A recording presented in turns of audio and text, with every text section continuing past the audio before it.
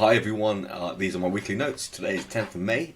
So I started the week with a backlog refinement session. Now this is something I put in place because I felt something was missing.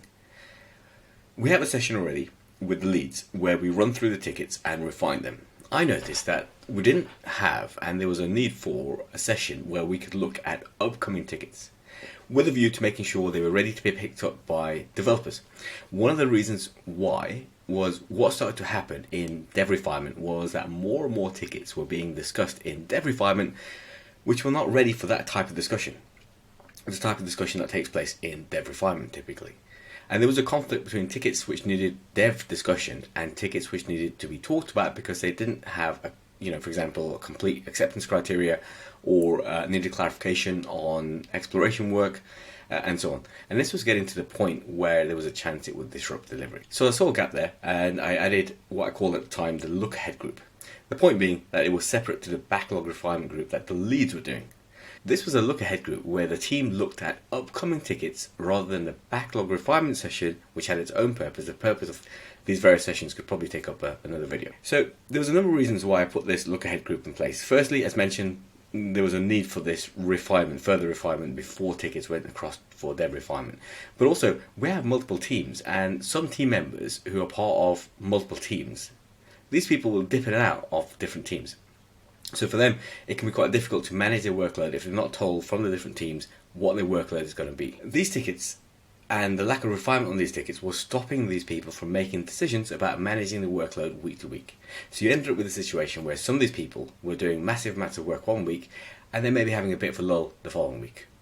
I posted a video on burnout which will give you an idea why this isn't the ideal way of managing workload. So that was the other need for this additional meeting. Now I'm super reluctant to add regular meetings to a calendar. Several months ago we did a meetings audit where we looked at the meetings we had, looked at the value of those meetings and made a decision on whether to keep or remove meetings. As a result, we actually ended up reducing our meetings, the number of meetings that we have. This is probably something I'll make a video on as it's quite an interesting experience. So anyway, coming back to this backlog refinement session. I created this group called the Look Ahead group and then renamed it the Backlog Refinement group. I think the term look ahead was a bit of a misleading term because it wasn't really looking that far ahead. It was more focusing at the now cards. And I specifically wanted to avoid refining cards that were too far in the future. So by the time we get there, typically they need refining again because the situation or context has changed. Going back to this week's backlog refinement session, we looked at some of the work we're doing on a form we're developing. This is part of a form where people request help for a certain date in the year. Now, they get more help if they're a vulnerable user or they're under 18. And this issue highlights one of the more interesting things about developing. Things come up in unexpected places. So you want a person who is under 18 to have access to additional help. The first question is, do we determine the age automatically via the date of birth using the current date? Or do we want to not use today's date but base it on the date of the event that these people are signing up to? So rather than that they're under 18 now, will they still be under 18 at the time of the event? So this is interesting because it moves from a technical issue to a product issue on the process of the system that we're designing. An alternative would be to have a checkbox to say, check this if you're under 18. But then there's a potential for people to just check it without perhaps reading the text properly, leading to inaccurate data. So this is the kind of thing that obviously needs to be resolved before the developer gets a hand on this part of the form. And this is the kind of thing that's perfect for the backlog refinement session and not the dev refinement session. We also talked about age limit on forms. With the date of birth, there's a certain amount of validation that goes on and it automatically being set to not being able to give a date of birth older than 100 years. This was questioned, and quite rightly so. I think the current oldest recorded human alive is 122 years old, and we want to get this person on the form, so obviously it's not going to happen as it is at the moment. Again, more for the backlog refinement session. So further in on the week, I had a catch up with a senior delivery manager. Now every couple of weeks I catch up with him and we have these very interesting, very useful sessions on the range of things. This week we talked about agile thinking and ways to get more agile. Less day-to-day spinning plates and more sort of, stepping back, trying to look at the forest as a whole, get the bigger picture. Trying to think about how I'm applying agile as a whole and use it purposely in my day-to-day. So it's less of a series of tasks for my job and more philosophy. It's not to say that I'm not agile, but to recognise that there's things I need to work on and things I need to do to move forward. I need to keep questioning, keep thinking about the decisions I make day to day and how I can draw out of that agile thinking. And I feel that's the only way a person can really grow, and I can really grow in my role, is by questioning myself. Of course, questioning yourself too much is going to lead to imposter syndrome. And that's another video that you can have a look at on my YouTube channel. This consideration of what I'm doing day to day is related to mindfulness in a lot of ways. So what I've been doing over the past few years is engaging more and more in meditation and mindfulness activities. A very simplistic explanation of this would be that being present, making sure that what you're doing right now is the only thing you're thinking about. You don't start doing something and start thinking about the future, or start thinking about the past, or start thinking about some other thing. You're simply doing something and you're in the flow of whatever it is that you're doing. Now, we've all experienced flow, so we know exactly what it's like. You can experience flow in the most trivial things: putting the washing out, jogging, reading a book. Often doing the things that we enjoy the most gives us flow. Or is it that achieving flow in something gives us the enjoyment in doing it? So on with the week. I then ran a backlog refinement session, this time with the leads. We've got a new product manager. I might have mentioned this last time that we were missing a product manager. So it ended up being a longish review of the board. Certainly longer than normal. Just going through the tickets, bringing the new product manager up to speed.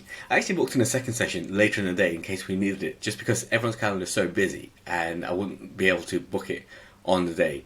So I booked in a contingency. It turned out we didn't need it. We got through it in good time, and that was good. And it was interesting for me as well, running through the entire board like that, because I'm often looking at just the section of board that's most relevant to my team. So we also have a demo every 2 weeks, where my team demonstrates to the larger organisation the work we're doing, and is an opportunity to ask questions, and for the larger organisation to understand the work better. These demos are every 2 weeks, and the retro is actually every 4 weeks. But just thinking about this, perhaps that retro needs to be every 2 weeks as well. This will actually solve quite a few other issues as well. Oftentimes, people on holiday, people taking time off, etc., means that some people miss the retro. So if it's every 4 weeks, it means that some people miss the retro. As having one every 2 weeks means that even if a person misses the retro 1 week, they can add their views in quite soon. So that's something I'm considering for the future. We don't run sprints, by the way. We use a Kanban style approach. And again, this is something I'd like to reconsider in the future. I think potentially sprints maybe are more valuable for the work we're doing. I might record a video on the topic of sprints versus Kanban because it's quite an interesting topic, and there are certain situations where sprints are actually more appropriate. I ran a session on a large piece of work that's been done, the landing site of the organisation I'm working for. We've got some good user feedback which has been discussed, and it's been quite useful finishing off the discovery work alongside the stakeholder comms which we need to put in place.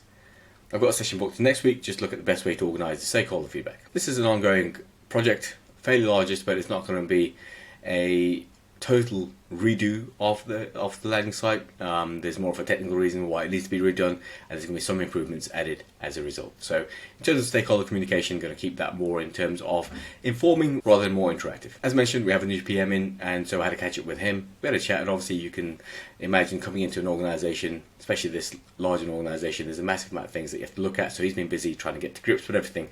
This is the third product manager who's come in while I've been here, and I've been here for a year and a half, so we've had quite a bit of turnover in terms of product. I found that everyone has a different approach. Some try to start running on the first day, which I don't think works well. This person seems a lot more steady in their approach, getting to know how things work and jumping in when he can, but knowing that he has to figure things out before and understand the mentalities before he can be more effective in his role. Now, one of the larger pieces of work I'm working on involves more than just one team. It involves an external team, but also a DevOps team, or we call DevOps SRE. So I had to catch up with the delivery manager for the SRE teams, looking at the work we need to get done, looking at what they're doing, and just trying to align our priorities. And it's quite useful as we're quite reliant on them for a part of our build. And I put a check-in every 2 weeks with the lead for the SRE, so we can get touch base and maintain a steady pace on the work that we're both doing. I made sure this week as well to take a well-being hour. This is an amazing thing they put in place in this organisation, which gives you an hour to use as you see fit, whenever you see fit. So towards the end of the week, I took that hour, and I've been working on reducing my Rubik's Cube solve time. My target is to get it below 1 minute 30 seconds by the end of the year.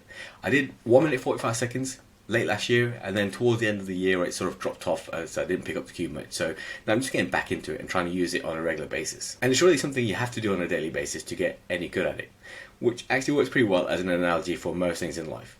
Now, I met a person who could complete the Rubik's Cube in 8 seconds, and it was absolutely amazing to see this person complete it in 8 seconds. And I asked him, how did you get that fast? And his reply was that he used to practice every day since he was 11 years old.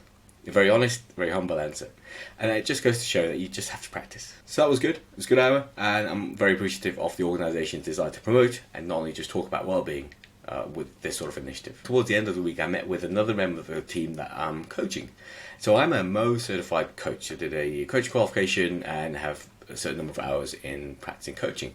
So I've been coaching this individual. I won't go into the details of what I've been coaching him because there's a certain amount of confidentiality between the coach and coachee. However, it's working towards a goal, and it's quite nice actually for me, as well as I hope for him, to spend a bit of time towards the end of the week and just go through the goals and progress on the goals and what we can do in the following week. I've been coached myself in the past, and I find it super useful, and I hope I can put things in place for this person to help them pursue their goals and achieve their goals, as it has done with my goals. I'm actually hoping to build up more people within the organisation and perhaps outside the organisation that I can coach and help develop towards their goals. In this case, of course, I get a direct benefit from helping this individual work towards their goals because this individual is part of my team, and as a result, obviously, a happy individual is going to be a better team. So that was my week. I hope you enjoyed listening. Tune in again next week, same time.